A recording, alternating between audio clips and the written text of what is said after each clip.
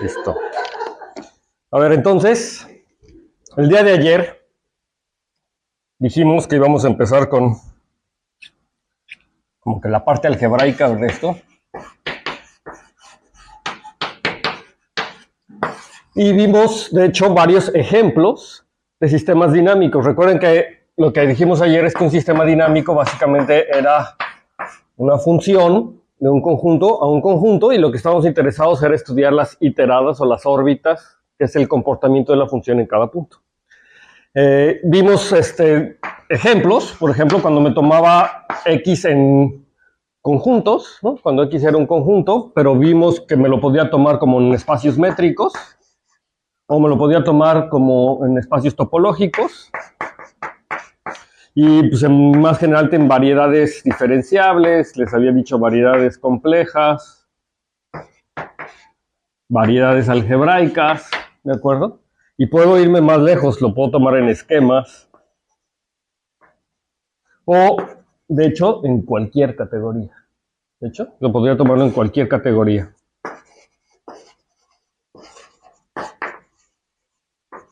Y bueno, lo interesante es que en realidad todos estos ejemplos que están aquí son ejemplos de sistemas dinámicos en distintas categorías. O sea, estas serían las categorías. Pero, ¿qué cosa es una categoría? Hay una definición formal de categoría, ¿no? Que en principio generaliza lo que es los conjuntos, pero lo generaliza a lo grande, ¿no? Entonces, vamos a empezar con la primera definición. ¿Quién ya sabe qué es una categoría? ¿No? Entonces, a lo mejor es la primera vez que entran en categorías, y este es uno de los primeros conceptos abstractos. O no, es que siempre es difícil decir que es uno de los primeros, ¿no? Pero digamos que ustedes entran a la licenciatura y a lo mejor de repente ahí empiezan con un concepto abstracto que de repente tiene que ver con hacer demostraciones y cosas, y luego ya se acostumbran a eso y de repente llegan a la mitad de la carrera y ahora ahí te van los grupos y dices, ay, chis, esto sí estaba abstracto, ¿no? Entonces empiezan con eso, ya se acostumbran, ven anillos y no sé qué, y ahí aprenden muchas cosas, y hasta ahí todo bien, espacios topológicos ya es muy parecido, o sea, no, ya no se las tan raro, y de repente se hacen un poquito más adultos y órale, ahí les van las categorías. Ese es otro salto, es otro brinquito. Entonces, pero afortunadamente ya a estas alturas ya tienen muchos ejemplos, ¿no? O sea, por ejemplo, entonces cada que yo escriba algo sobre categorías, pues ustedes pueden pensar en su ejemplo favorito, ¿de acuerdo? Entonces, ¿qué es una categoría? Entonces, una categoría C está dada por los siguientes datos, o por lo siguiente.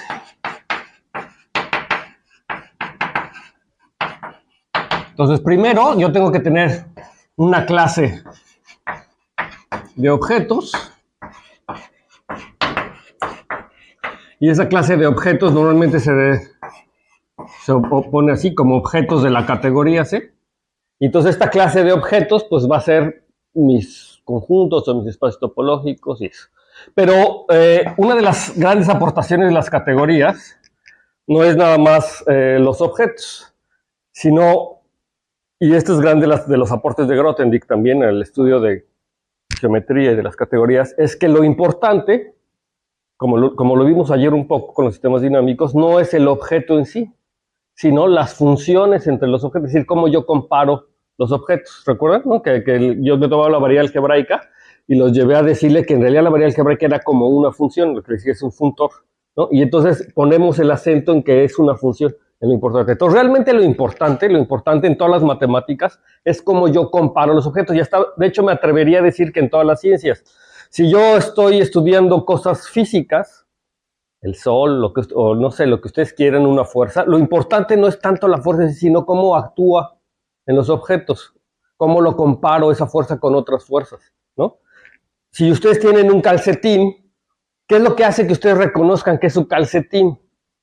Porque una vez está doblado el calcetín, otra vez está estirado, otra vez, pues es cómo comparan una imagen con la otra, ¿de acuerdo? O sea, realmente cuando ustedes logran establecer una transformación continua de un lado a otro de lo que sea, ¿verdad? Y que les dice, que les ayuda a reconocerlo, entonces ustedes reconocen que es el calcetín. Si por más que le busquen, no encuentran una forma de compararlo con una pelota, entonces porque el calcetín y la pelota son distintos, ¿no? O sea, sí, por más que traten de comparar o de dar una equivalencia, lo que sea. Entonces, lo importante realmente, y esa es la idea fundamental que Grothendieck trató de impulsar, es que lo importante son cómo yo comparo, es decir, los morfismos, lo que se llaman los morfismos. Entonces, una clase de objetos que vamos a denotar así, y para cada par de objetos,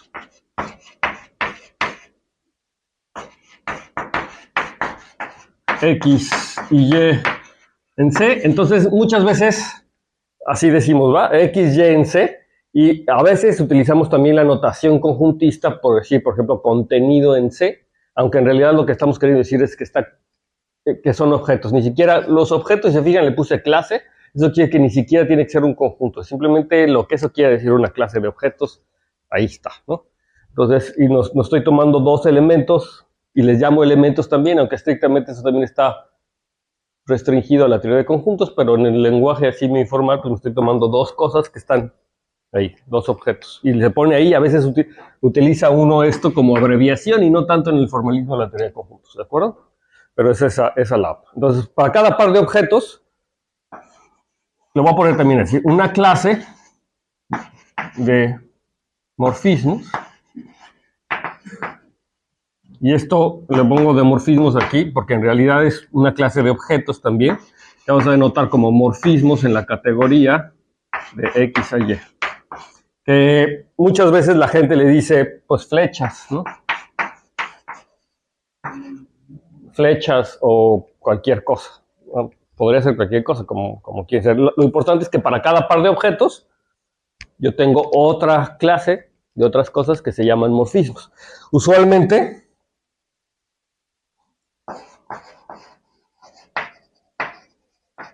lo denotamos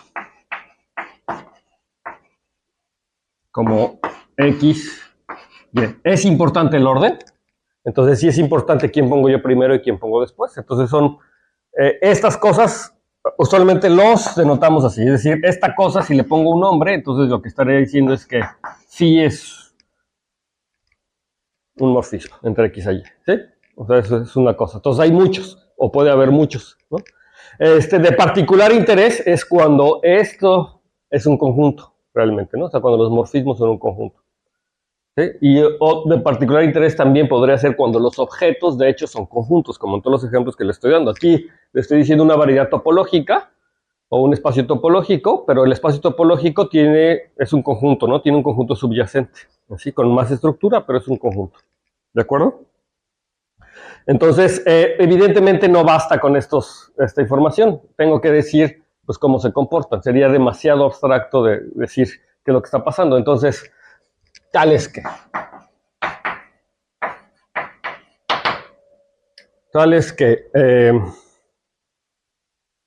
para cada objeto X en C existe un morfismo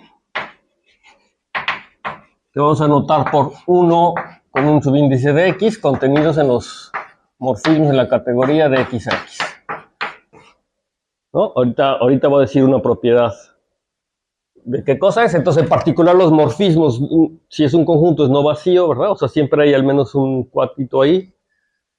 Esa es la primera característica. La segunda característica es que si, ya lo voy a poner así, phi es un morfismo de X a Y y psi es un morfismo de Y a Z, ¿no? Si yo tengo un par de morfismos, uno de X a Y y uno de Y a Z, entonces hay un morfismo que va de X a Z, que ¿quién creen que sea? La composición, ¿no? Entonces primero tendría que aplicar phi y luego psi. Entonces hay un morfismo que va de aquí para acá, tal que si vamos a ponerlo si ρ va de Z a W, entonces Entonces yo ahora puedo hacer, lo voy a poner en diagrama. Tengo X a Y, Y a Z, de Z a W. Y entonces yo puedo calcular aquí phi, este es psi, y este es rho. Entonces yo podría, pues ahora fijarme en varios como morfismos. O sea, me fijo en esta composición que está aquí. Este es quien phi compuesto con psi. ¿Sí? Y luego aquí yo tengo esta otra composición que está aquí, que quién es, que es rho, digo, psi compuesto con rho. Pero entonces yo podría ahora componer este con rho, y por otro lado puedo hacer phi y luego componerlo con esto. ¿Sí ve? Entonces lo que le pedimos es que sean iguales, es decir, que se cumpla la propiedad asociativa, ¿no? Entonces le pedimos tal que, ¿qué? Si yo hago primero rho compuesto con esta composición, sea igual a psi compuesto con... Sí, entonces se tiene que cumplir la asociatividad, ¿de acuerdo? Entonces eso es como que lo mínimo que se tiene que cumplir. Y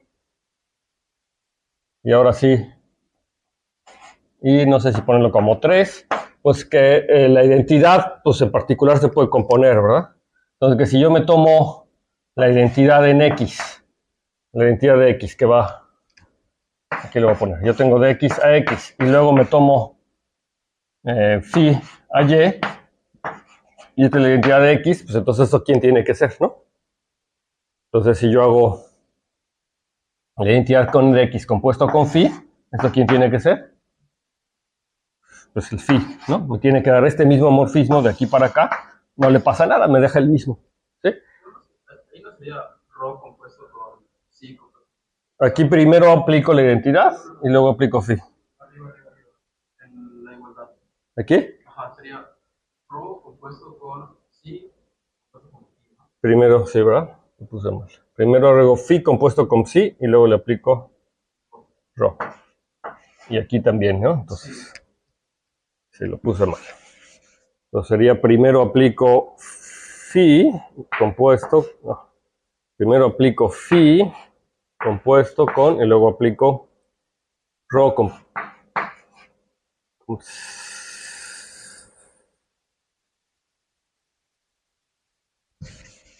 estoy primero aplicando rho compuesto con psi, bueno, al revés. Es que tengo un problema cuando digo, cuando lo leo así, pero en realidad es del sentido contrario. Han de saber que yo soy un poco disléxico. Entonces también de repente si digo algo y escribo otra cosa, pongan mucha atención para ver qué es lo que dije y qué es lo que escribí, porque alguna de las dos es verdad. No sé cuál. Pero alguna de las dos es verdad. Sí, de acuerdo. Entonces se cumple estas propiedades. Es decir, entonces hay una propiedad con la identidad, por eso se llama el 1, como identidad, y luego la composición. Claramente, si tomo la categoría de conjuntos, ¿quiénes son los morfismos en la categoría de conjuntos? De hecho, cuando yo estoy hablando de categorías, tengo que decir quiénes son como los objetos y tengo que decir quiénes son los morfismos, ¿no? Los morfismos para cada par de objetos, ¿no? Entonces, en la categoría de conjuntos, aquí los objetos pues son lo que se llaman conjuntos, pero los morfismos, ¿quiénes serían? Pues cuáles funciones, ¿no? Ese usualmente sería esta cosa. Entre los espacios métricos, los objetos son espacios métricos, ¿no? Y las funciones,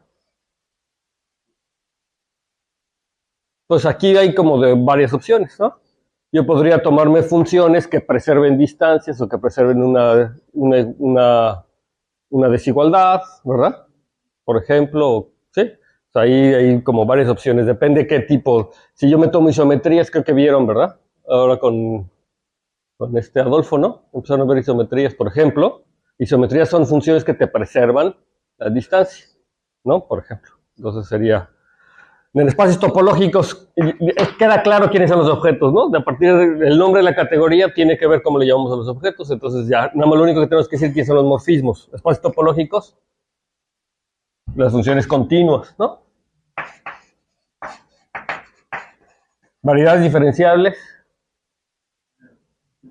las funciones diferenciables. Variedades complejas, Funciones analíticas. Analíticas o holomorfas, ¿no? Si son, ¿sí? Si son variedades, hay una cosa que se llama variedades analíticas que permite singularidades básicamente. Las variedades complejas no permiten singularidades, son suaves. Entonces las analíticas permiten singularidades y ahí las funciones pues, son funciones analíticas que tienen una expresión y series de potencias. Si es una variedad compleja, pues todas las funciones son funciones holomorfas. Variedades algebraicas, ¿verdad? Pues son unas cosas que se llaman funciones regulares, ¿no? Se llaman funciones regulares, hay una cosa que se llama así. Si son esquemas, pues me va a decir, ¿y qué cosa es un esquema? También ahí hay cosas que se llaman funciones regulares y hay muchos ejemplos de categorías. Hay ejemplos de categorías muy extraños, nada más para que vean que no todos los ejemplos son tan bonitos y que esto me permite cierta generalidad. Entonces, podemos hacer el ejemplo típico de que sea, voy a denotar G un grupo cualquiera, y entonces sea, ahora lo voy a denotar como G con una rayita abajo, la categoría asociada a este grupo, al grupo le voy a poner. ¿Quién es la categoría asociada al grupo?